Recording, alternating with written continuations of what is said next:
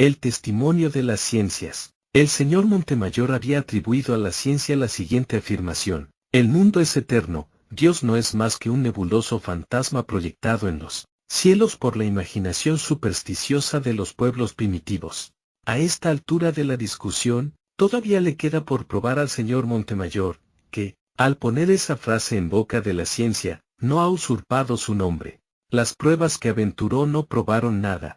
Las leyes de la gravitación debidas al genio cristianísimo de Nov, por ejemplo.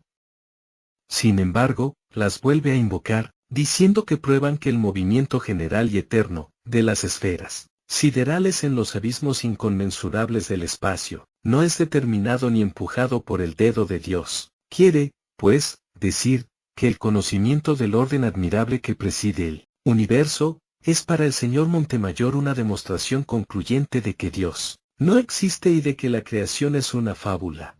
Oigamos ahora, después de haber escuchado al señor Montemayor, al propio descubridor de esas leyes, al cristianísimo Nov, el admirable arreglo del Sol y de los planetas, no puede ser sino la obra de un ser infinitamente inteligente y poderoso.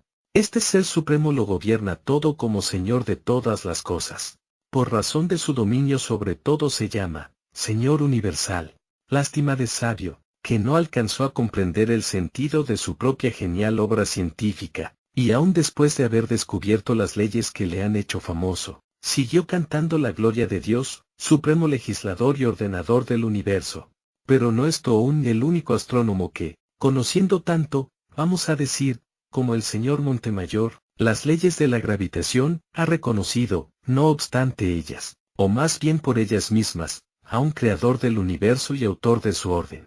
Un ilustre astrónomo francés, contemporáneo, del Observatorio de París, premiado con el premio Lalande por la Academia de Ciencias, dice, negar a Dios es como si, de estas alturas, uno se dejase caer pesadamente al suelo. Esos astros, esas maravillas de la naturaleza serían efecto de la casualidad. Nuestra inteligencia, de la materia, ¿qué se habría puesto ella misma a pensar? Es falso que la ciencia haya llegado jamás a esta negación. M. Petit, director del Observatorio de Toulouse, escribe, en el universo todo se rige por una organización admirable en que resplandece la variedad al mismo tiempo que la sencillez. ¿Cuánta razón hay para exclamar con el rey profeta, inclinando nuestras cabezas en presencia de tanta grandeza, Coel y Enarrant Gloriam Dei? ¿Y cuántos otros astrónomos han visto resplandecer en ese orden maravilloso del universo la divina sabiduría? Leverrier descubrió, guiado precisamente por las leyes de a Neptuno, y era católico practicante. ¿Tampoco él habría advertido que esas leyes excluían a Dios? Los ateos, como se ve, nada ganan, sino al contrario, con aducir las leyes que rigen el orden del universo, porque la cuestión consiste, precisamente, en saber cómo ha sido establecido ese orden, si por casualidad, que no es más que una palabra, o si por fuerzas ciegas, lo cual es un absurdo, o si por una inteligencia soberana y una inteligencia todopoderosa.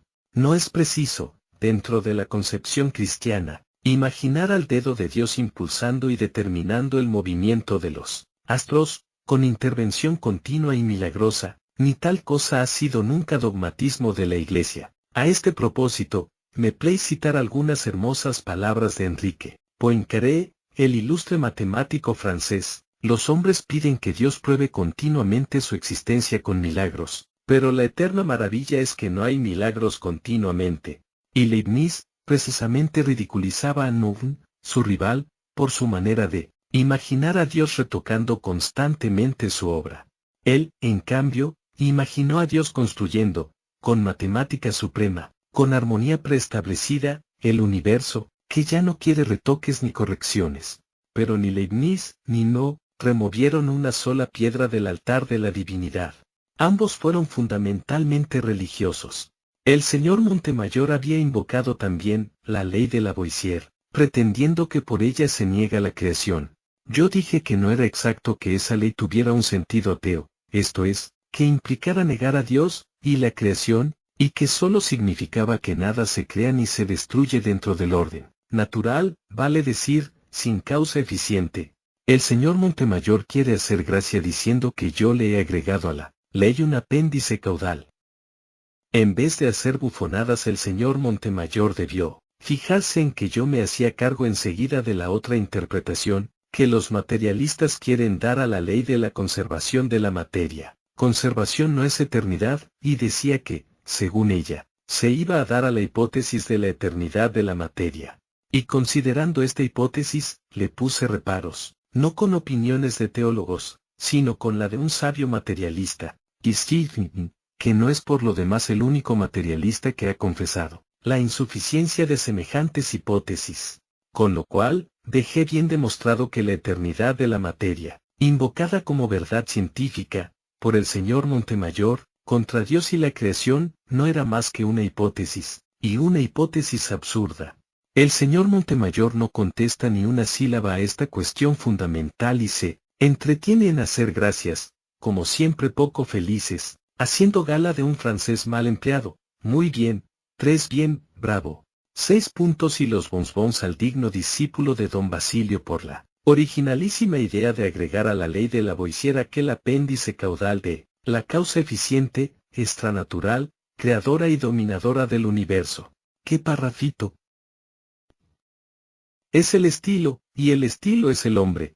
Concluyo, sobre la materia, con estas palabras de Valerini. O negáis el principio de casualidad, y entonces destruís toda la ciencia, aun la más crudamente empírica, o le admitís, y en este caso no podéis rechazar la existencia de Dios. Este sí que es un dilema de verdad. ¿Niega el señor Montemayor el principio de causalidad? Entiéndase con du bois amen. Después de hablar de la historia negra de la Iglesia, que no está ahora en discusión, ya que al señor Montemayor le falta todavía probar aquella sentencia que atribuyó a la ciencia, vuelve a hablarnos del hombre terciario, que no es sino una hipótesis, muy simpática para él, pero solo una hipótesis. Y recuerda otra vez el cráneo de Neandertal, cuya historia esbocé en mi primera exposición y que según Vogt, tampoco, teólogo, era semejante al del Dr. M.Y., su amigo. Trae también a colación el pidecántropo de Java, que hizo mucho ruido, pero que resultó no ser otra cosa que un gibón de grandes dimensiones. Mientras tanto, esta es la verdad, el hombre terciario sigue siendo hipótesis. ¿Cómo puede el señor Montemayor argumentar con ella? Y es otra cosa que una hipótesis, ¿acaso, la genealogía de los precursores del hombre, de Ameghino? Para concluir, oigamos a de la Parent, en su Tratado de Genealogía 1906, la era moderna en el Cuaternario está trazada por la aparición del hombre sobre la tierra.